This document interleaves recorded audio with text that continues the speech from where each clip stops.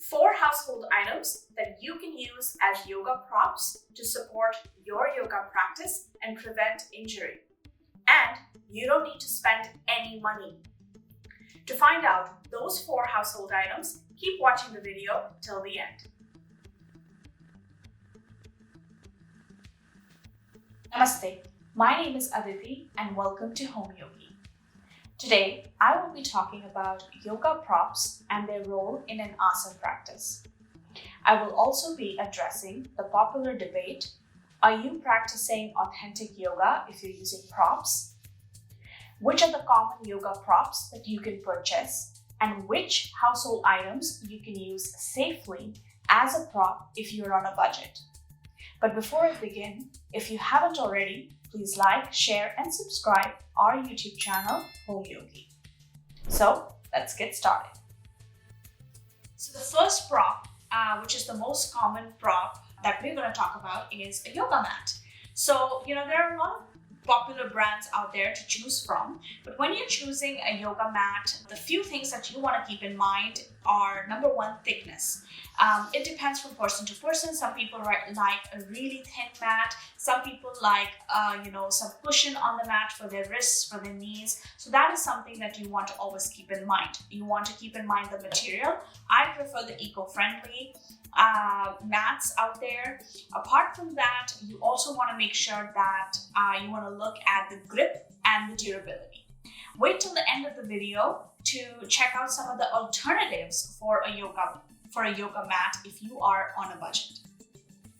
The second most common yoga props that we'll talk about are the yoga blocks. So these come in different types of material. There's wood, there's cork, there is bamboo, and there's foam. The ones that I have here are foam blocks. So again, now the cork and the foam yoga blocks are comparatively cheaper blocks to have.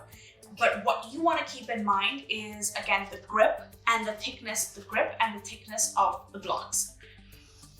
The third most common prop that you would see in classes or you would have seen is a yoga strap. All right. Now, again, the yoga strap comes in different kinds of material. It comes in mostly in a non-elastic cotton or a nylon material, and they come in different lengths. They come in 6 feet, 8 feet, 10 feet. I think mine is probably longer than 6 feet.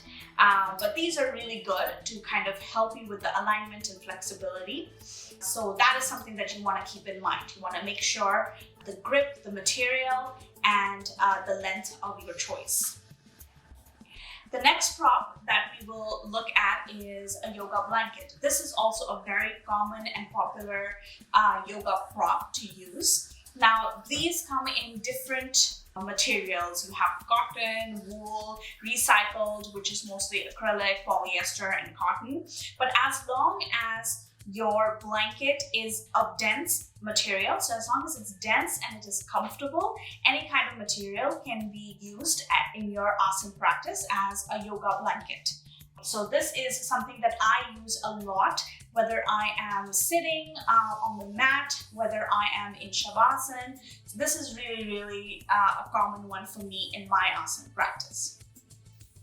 And last but not the least, we have a yoga bolster. This is also something which is very common as a yoga prop for an asana practice. They come in different materials. They're basically filled with a material called buckwheat hull or a cotton batting. So they're filled with that. And this prop in specific, the bolster is used mostly during restorative asanas, which is basically asanas where you need to stay a little longer in a particular asana or a pose. And that is where this really helps you. It's a cool down. I use it for my shavasana sometimes, just under my knees. Most of the times, actually, I use this for my shavasana or even when I'm sitting in sukhasana. So this is also a very popular and a very common and a very useful yoga prop to have if you can purchase it.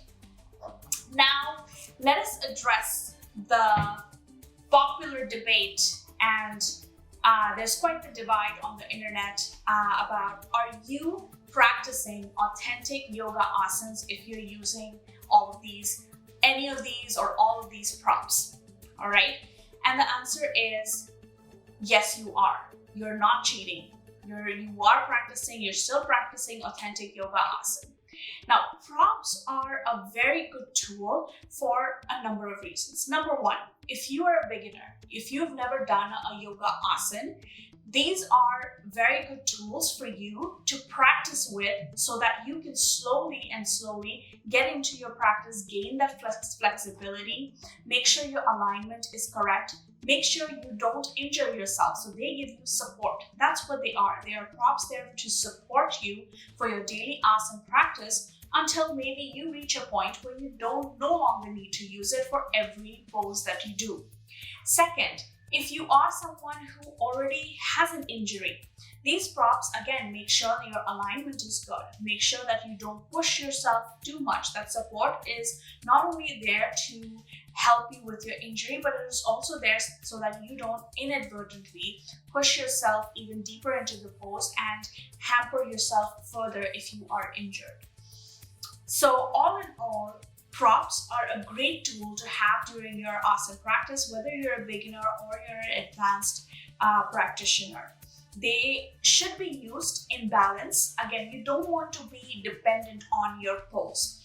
Daily asana practice basically will help you in gaining that flexibility. So there might be moments where I have students where they start for their forward folds, they start in a vertical. All right. Now with daily practices, they may go to a more horizontal, or they might keep it flat, and eventually they might not use the blocks. So this is a very phased approach where blocks would really help, and it will make you confident during your asana practice, whether you are new, whether you are injured, or if you are even an advanced practitioner. Sometimes our anatomies are different, right? Our torso and our lower body proportion might not be same. So there are some poses that come naturally to someone. In some poses, you might be super flexible, but in some poses, you might need that additional support. And these props are really good for that support. More so, they are a great tool to have when you are doing a home practice, when you're practicing asanas from home. So all in all, to kind of put this to bed, you are not cheating when you are practicing your asanas with the help of props. As long as you are using them as a tool, as a support for whatever your circumstance is in your daily asana practice, you are not cheating.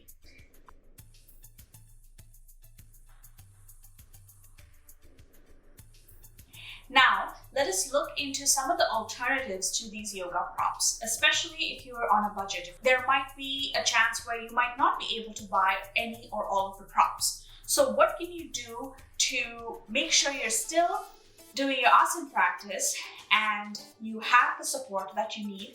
So let's grab some of our household items. So number one alternative to your yoga mat could be either practicing it on a hardwood floor, on a carpet or a rug, or you could take a towel, a bunch of towels. The best would be a beach towel. Take 2 beach towels and practice that on a hardwood floor or on carpet, and you're good to go.